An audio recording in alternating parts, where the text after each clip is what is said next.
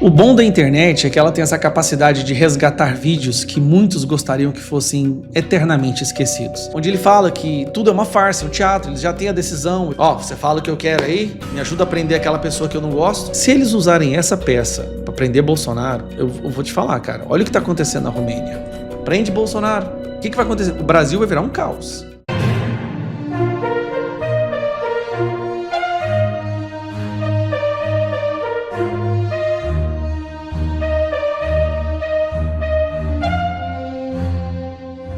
PT condiciona apoio a Eduardo Bolsonaro na Comissão de Relações Exteriores à apreensão de passaporte. É isso mesmo.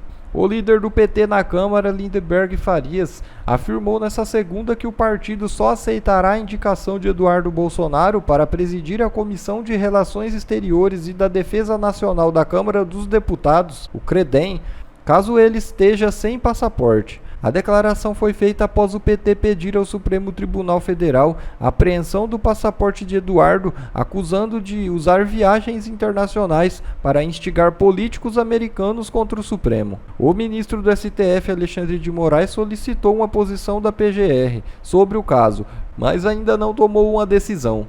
A expectativa é de que o PL, o maior partido da Câmara, mantenha a prioridade de indicar os presidentes das comissões, o que inclui o CREDEM. Com foco na atuação de Eduardo Bolsonaro, o PL deseja usar a comissão para criticar o governo Lula, o PT e o STF.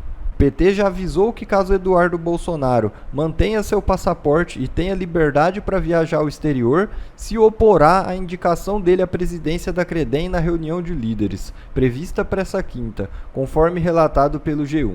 Vale destacar que o acordo para que Eduardo Bolsonaro possuísse o cargo nas relações exteriores foi feito durante a eleição do presidente da Câmara, Hugo Mota. O PL apoiou sua candidatura em troca de alguns cargos. E agora, Hugo Mota vai manter sua palavra ou vai agir como um rato e abaixar a cabeça para o PT?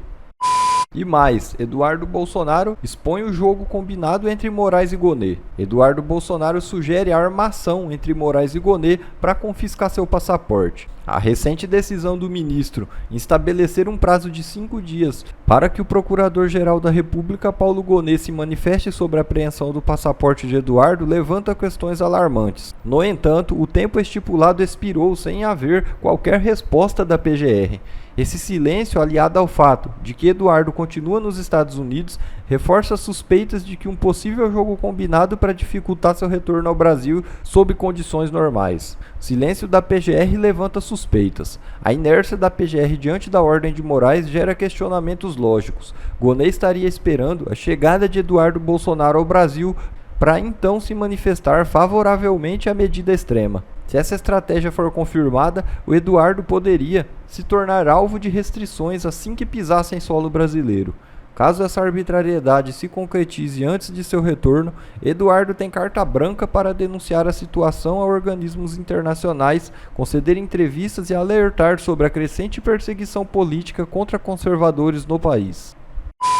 E presidente da OAB do RJ peita STF e se levanta contra julgamento de Bolsonaro. É isso mesmo. O presidente da OAB desafia o STF e expõe erro no julgamento de Bolsonaro. Ana Tereza Basílio criticou publicamente a condução do julgamento do ex-presidente Jair Bolsonaro pelo Supremo Tribunal Federal.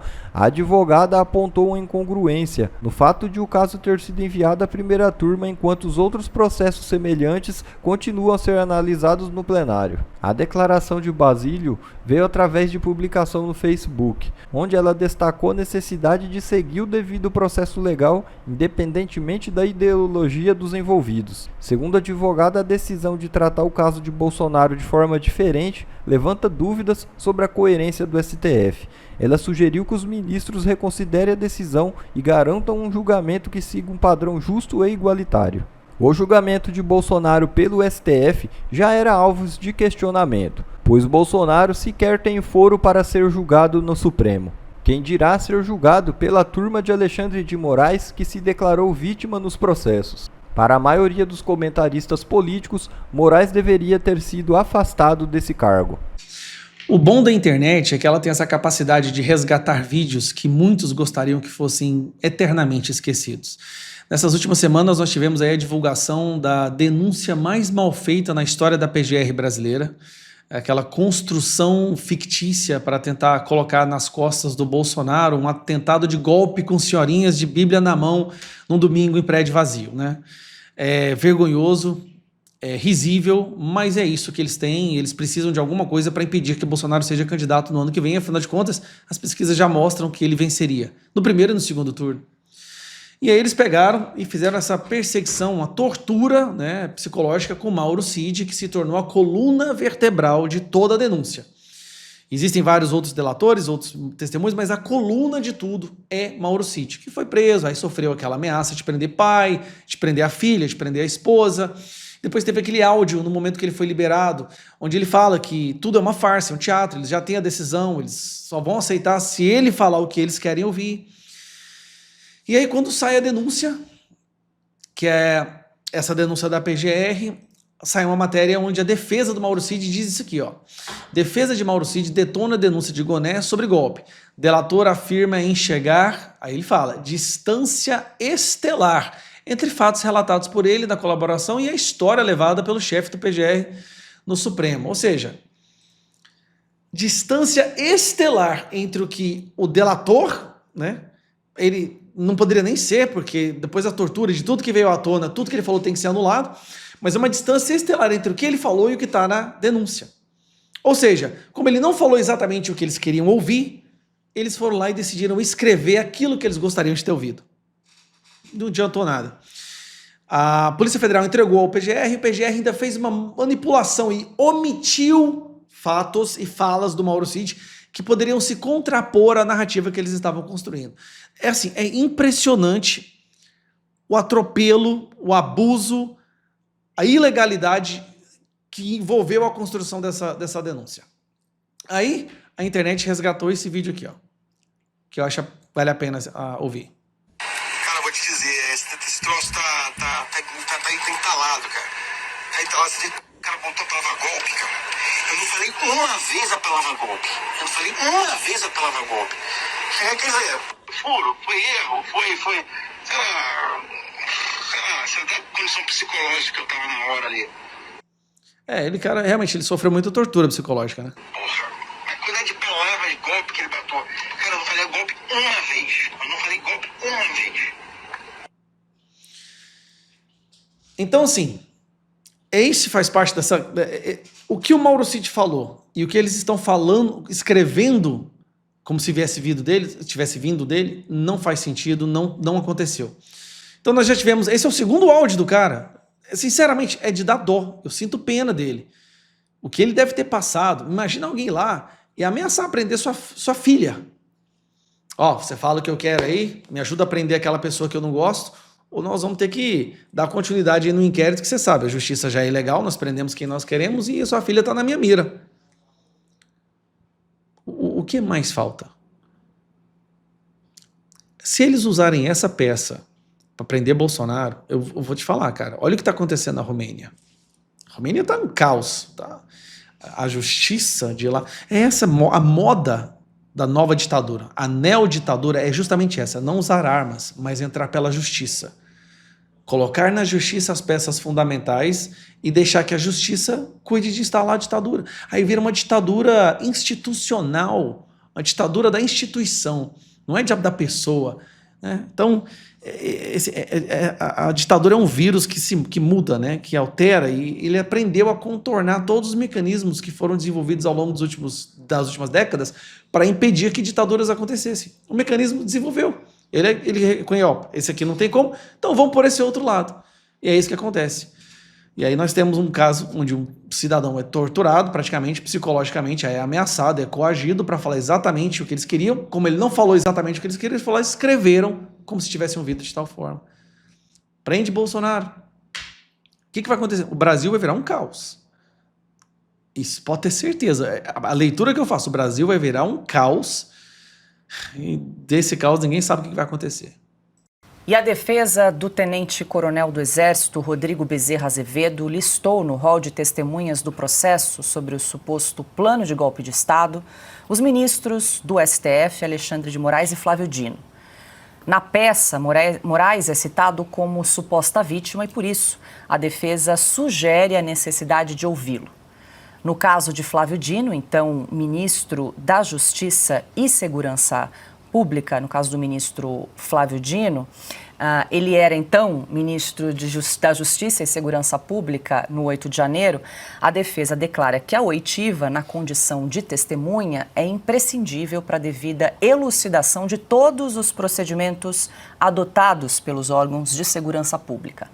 Também estão na lista os nomes de Lula e do general Marco Edson Gonçalves Dias, o G. Dias, então ministro-chefe do Gabinete de Segurança Institucional no dia do tumulto na Praça dos Três Poderes. E é sobre esse assunto que nós vamos conversar agora com o advogado Jeffrey Chiquini, que atua na defesa de Rodrigo Bezerra Azevedo. É hora de entrevista em Oeste Sem Filtro.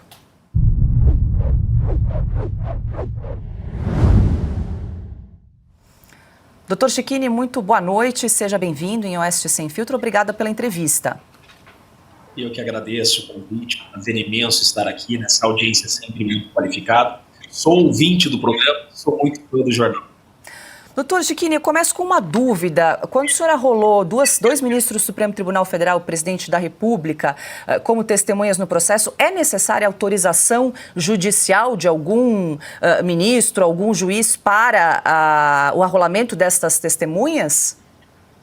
Então, olha só, no primeiro ponto, estão dizendo que nós arrolamos o ministro, ou melhor, os ministros como testemunha. Na verdade, a Polícia Federal, em um relatório extenso, e a Procuradoria-Geral da República é que arrolaram o ministro Alexandre de Moraes como vítima.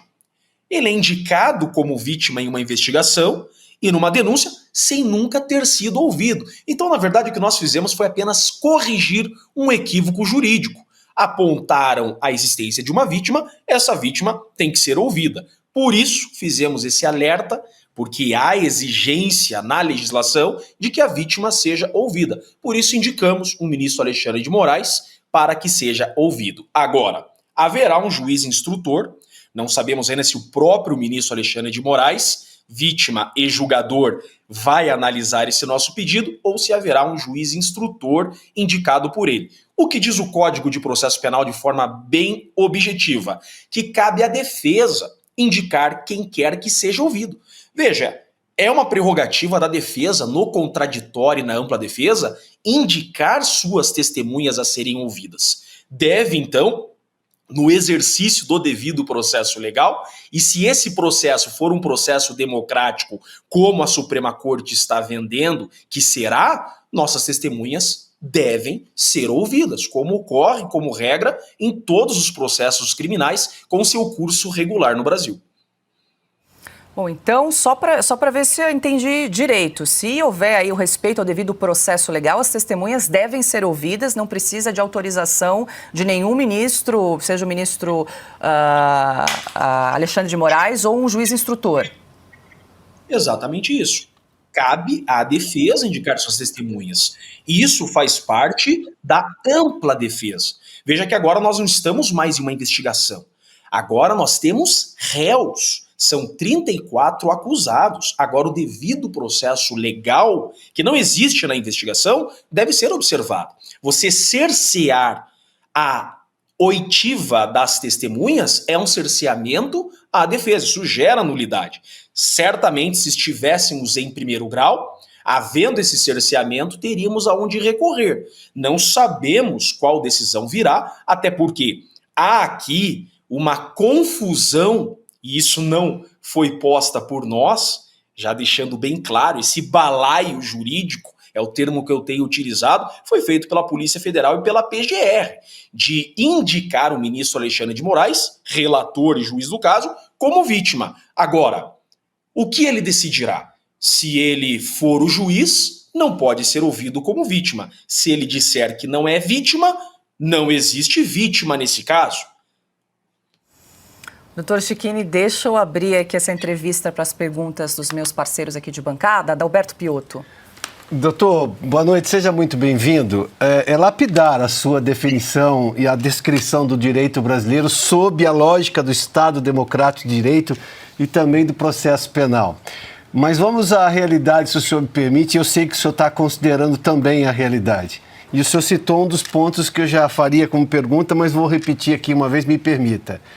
Se o juiz, no caso o ministro Alexandre de Moraes, for ouvido como testemunha, ele está automaticamente impedido para julgar, porque é óbvio que uma vítima vai se dar razão. Quer dizer, eu espero que uma vítima sempre se dê razão, senão o argumento dela é inválido. Mas, enfim, partindo da lógica. Agora, o senhor citou aí esse balaio. O balaio é gigantesco, ele não para de aumentar. E os donos do balaio não estão preocupados nem com o Estado Democrático de Direito, nem com o devido processo legal e muito menos com qualquer coerência jurídica. Diante deste caso, doutor, o senhor me permite insistir nesse ponto. O que fazer e como fazer? Porque exposta já está essa série de absurdos. Mas, enfim, o que fazer num momento como esse? E o senhor tem plena consciência, já deixou isso muito claro, de que momento estamos vivendo e como estamos vivendo esse momento e quem é o dono do momento. Qualquer decisão é satisfeita para nós, e eu explico. Só há 3 decisões possíveis. O ministro pode dizer que ele é a vítima, então ele não pode ser o juiz. Jamais dirá isso.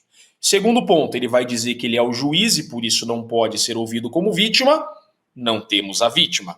Ou ele pode decidir, e aqui provavelmente virá a decisão, que a vítima é o Estado de Direito. É isso que ele dirá. Aí então, nós teremos uma nova posição do ministro Alexandre de Moraes, se essa decisão vier. Não só vítima, testemunha, investigador, juiz, ele se tornará também o Estado. Então, veja, estamos sim ansiosos pela decisão que virá. Até porque, como disse, deixei bem claro, quem se coloca como vítima é o próprio ministro Alexandre de Moraes, que inclusive já o citou como vítima. Veja, a PGR cita o ministro Alexandre de Moraes 43 vezes como vítima. E ele, quando decretou prisões preventivas, inclusive a do meu cliente, o tenente-coronel Rodrigo Azevedo, ele diz: atentaram contra a vida da vítima Alexandre de Moraes, assinado ministro Alexandre de Moraes. E nós sabemos, em verdade, por que estão colocando ministros da Suprema Corte como vítima. O que eles querem com isso, já estou dando aqui um spoiler do processo, mas isso é público e notório, é fixar a competência do STF. Os ministros não são vítima. Eu estou cansado já de dizer que esse processo é uma aberração jurídica, é natimorto e não há atentado contra ministros aqui.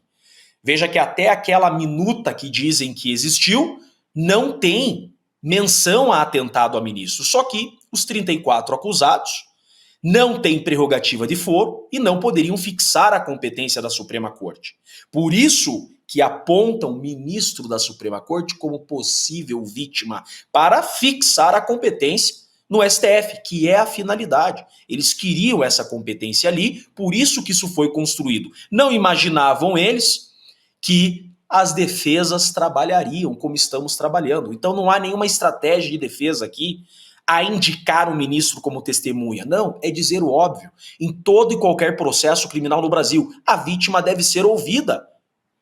A suposta vítima tem que ser ouvida. Doutor Chiquini, deixa eu só alertar aqui que já somos mais de 106 mil telas ao vivo aqui em Oeste Sem Filtro, acompanhando esta entrevista na noite desta segunda-feira. Deixa eu passar agora a pergunta para o Silvio Navarro. Doutor, boa noite. De uma forma objetiva, pelo que entendi, a acusação é que o coronel teria planejado matar o ministro Alexandre de Moraes. E qual é a prova apresentada de tudo isso na acusação? Veja, a sua pergunta ela é perfeita. Nós da defesa temos que trazer a defesa e mostrar provas. A acusação não. Quando a gente fala, e temos falado isso, a acusação é formada em narrativas, não é só porque essa acusação está criando fatos, mas é porque também ela não traz provas. É o grande defeito de processo que você tem com delação premiada.